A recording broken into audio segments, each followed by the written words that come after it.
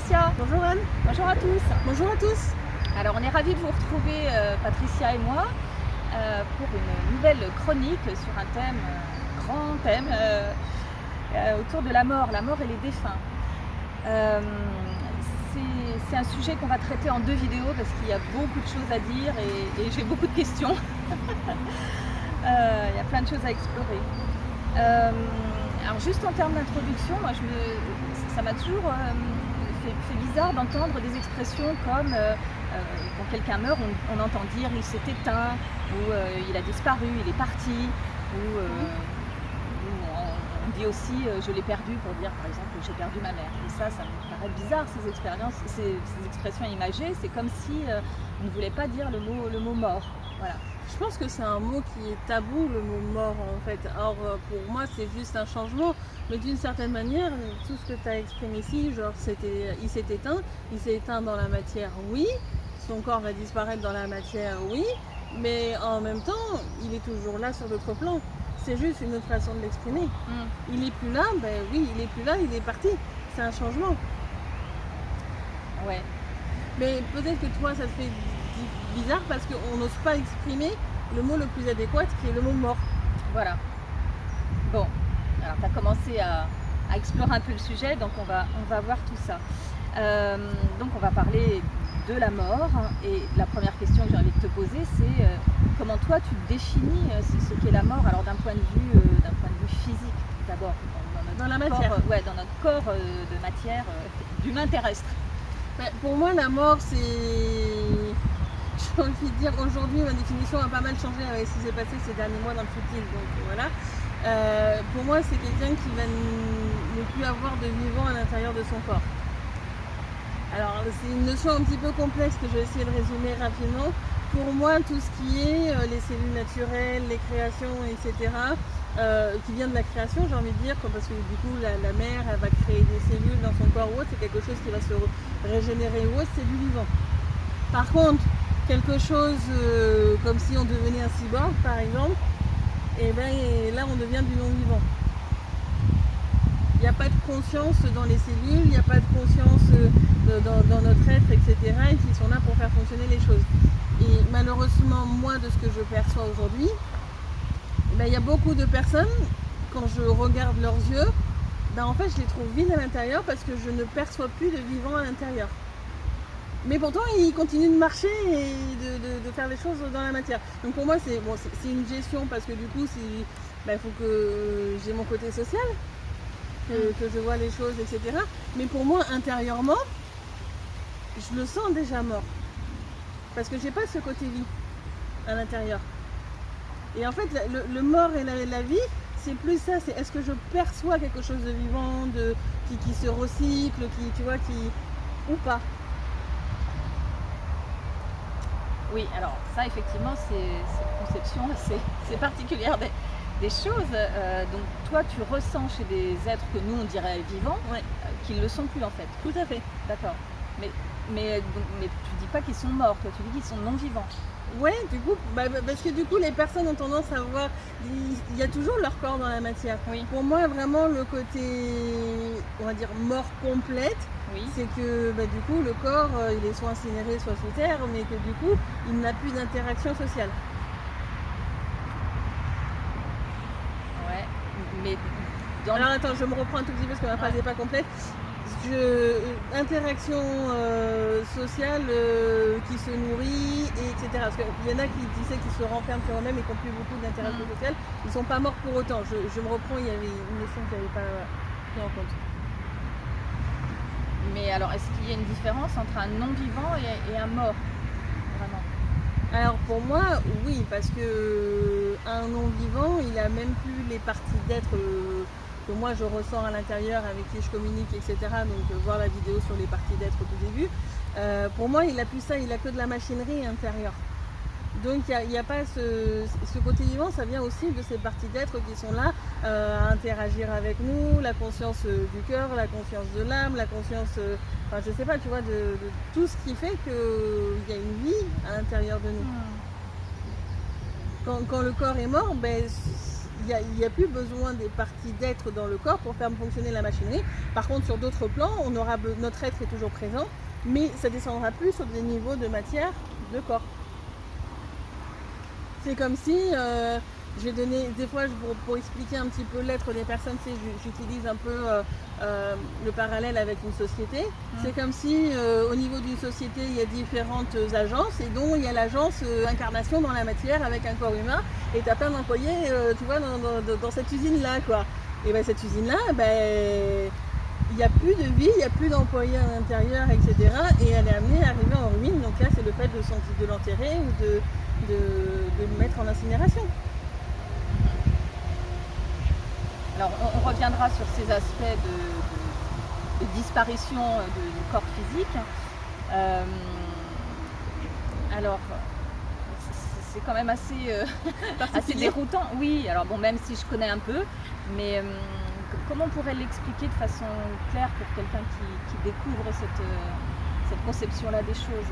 Parce que ma question d'après, c'est comment la mort dans le subtil? Est-ce qu'il y a de la mort aussi dans le subtil? Alors, il y a de la mort dans le subtil aussi, parce qu'en fait, il y a plusieurs niveaux d'incarnation. Alors, dans la matière, c'est vraiment ça. C'est en fin de compte se dire, la mort, c'est... il n'y a plus rien pour faire fonctionner le corps. On ne peut pas lever le bras, on peut pas... Tu vois, le cœur ne fonctionne plus. C'est ça, en fait, la mort. Le corps ne peut plus fonctionner. Les cellules sont mortes, en fait. Les cellules, même si elles ne sont pas forcément encore complètement mortes, il n'y a personne pour les faire fonctionner. D'accord. Ben voilà. C'est pour ça que je dis l'usine, il n'y a plus les employés. D'accord, ok, c'est plus clair. Ok. Donc à un moment donné, t'as beau avoir une usine, il n'y a plus les employés, souvent elle met un petit peu de temps, tu vois, à devenir ruine. Donc là c'est la même chose, à un moment donné, il y a peut-être encore une machine qui fonctionne encore un petit peu jusqu'à temps que le courant est coupé, complètement, ou jusqu'à temps que je sais pas. D'accord. Bon, alors pour moi c'est plus clair, j'espère que ça le sera pour ceux qui regarderont la vidéo. Et alors donc dans le subtil, alors dans le subtil, en fait, pour moi, je vous ai déjà expliqué dans la vidéo, je crois que c'est sur la conscience ou l'incarnation, je sais plus, où on a un moi-haut qui décide de vivre une incarnation, que ce soit en troisième densité ou sur un autre plan. Et donc du coup, en fait, il va comme laisser une partie de lui descendre dans une densité ou à un endroit autre que là où il vit normalement pour pouvoir expérimenter des choses. Et donc du coup, la mort, c'est quand en fin de compte, le corps il est plus là dans l'endroit où il est, et du coup, il remonte vers le moi haut. Ou alors, il a assez évolué sur son évolution. Et il peut même prendre son indépendance complète. Bon, alors ça va faire partie des questions suivantes, mais ouais, on va regarder. Parce que souvent on entend dire qu'il se passe des choses après la mort, une après-vie, de l'autre côté, dans l'au-delà. Alors justement, moi ça m'intéresse de savoir comment toi tu vois les choses. Est-ce que... J'ai pas cette notion de paradis, si c'est ça que tu veux dire, qu'on entend dans pas mal de religions. Alors, on va tout de suite prévenir qu'on n'abordera pas le côté religieux, justement. Hein. C'est pas là-dessus. Mais souvent, ce qu'on entend quand même dans les milieux spirituels, c'est que la mort, c'est un passage. Donc, il y a cette notion de transition vers autre chose, et notamment vers des plans soit supérieurs, soit inférieurs. En fait, pour moi, je vais dire par rapport à la matière, parce que ça va parler plus aux gens. Dans la matière, sur cette planète-là, il y a les dolmens. Les dolmens, leur rôle, c'est de récupérer, entre guillemets, la conscience de la personne qui aura décédé pour qu'elle puisse faire une certaine épuration de ce qui reste à épurer de ce qu'il a vécu, de ce qui est important dans tous les cas qu'il épure, qui coupe les liens éventuellement familiales, etc. pour pouvoir après aller tranquillement sur d'autres plans où il va avoir peut-être aussi un petit temps de repos, il peut avoir des soins, et puis après il va avoir différents types de missions, soit en une autre incarnation, soit en tant que guide, soit je sais pas, il peut y avoir plein de missions différentes. Il va juste vivre sa vie sur l'autre plan qui le vivait aussi entre guillemets en parallèle de l'incarnation, parce que je te dis, pour moi on retrouve son moi haut en fait qui lui continue à vivre pendant qu'il y a l'incarnation en même temps. C'est juste que vu qu'on est sur des espaces-temps différents, il peut y avoir quelque chose qui se déroule en parallèle. mais on va juste on va juste vivre sur un autre endroit, dans une autre densité. Et donc tu prendrais l'image d'un passage. Il y a le passage via le dolmen. D'accord. Alors oui, alors peut-être il faut qu'on revienne là-dessus aussi parce que ça c'est propre aussi à ta façon. Voilà. On en a nous déjà un petit peu parlé, mais ça continue un peu de me questionner. Voilà. Ouais, est-ce qu'il y a forcément, obligatoirement, l'intervention, je sais pas comment le dire, d'un dolmen? Alors normalement ça fait partie du cycle normal. Mais il y a quelques années encore, ils étaient très peu utilisés et c'était beaucoup détourné par certaines choses. On va peut-être pas forcément rentrer dans les détails ou autres. Mais du coup aujourd'hui ils récupèrent un maximum d'amérantes ou autre chose pour que ce processus se fasse pour l'ensemble des êtres.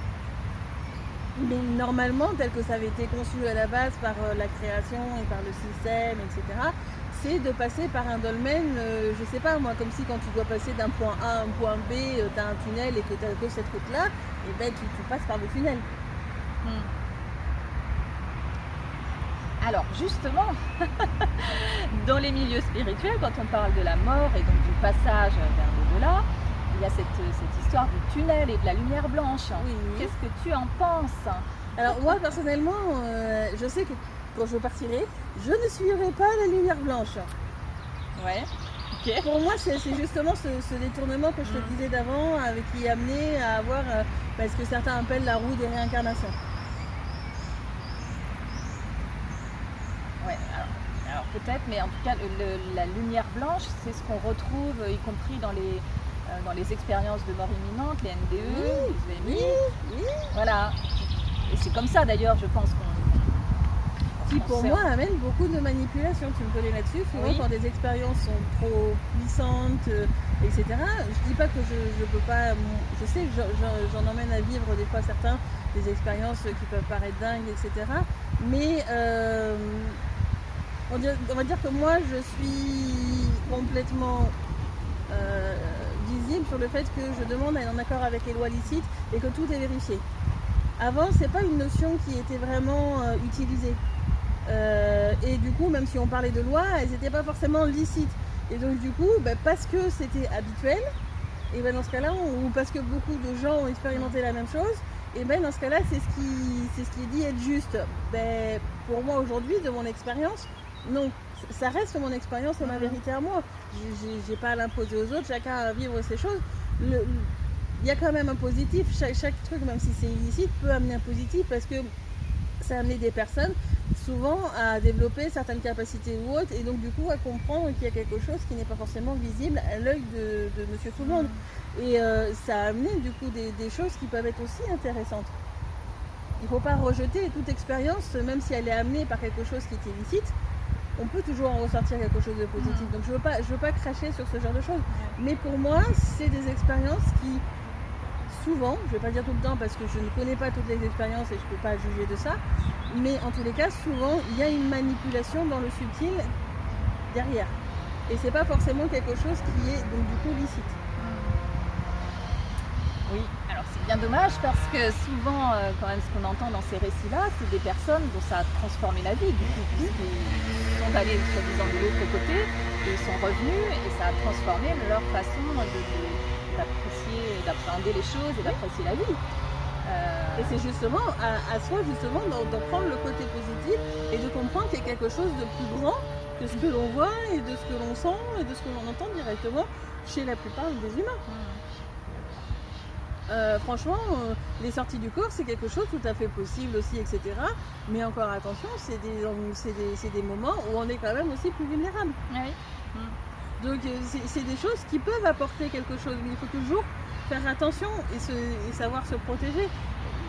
Mais il ne faut pas rejeter quelque chose juste parce qu'on a vécu quelque chose qui est illicite. Il faut juste dire ça m'a apporté tout ça, tant mieux. Merci de m'avoir fait, encore une fois on peut aller sur un pardon, merci de m'avoir fait comprendre tout ça parce qu'au final ça m'a apporté beaucoup, ça m'a permis d'évoluer, de comprendre plein de choses.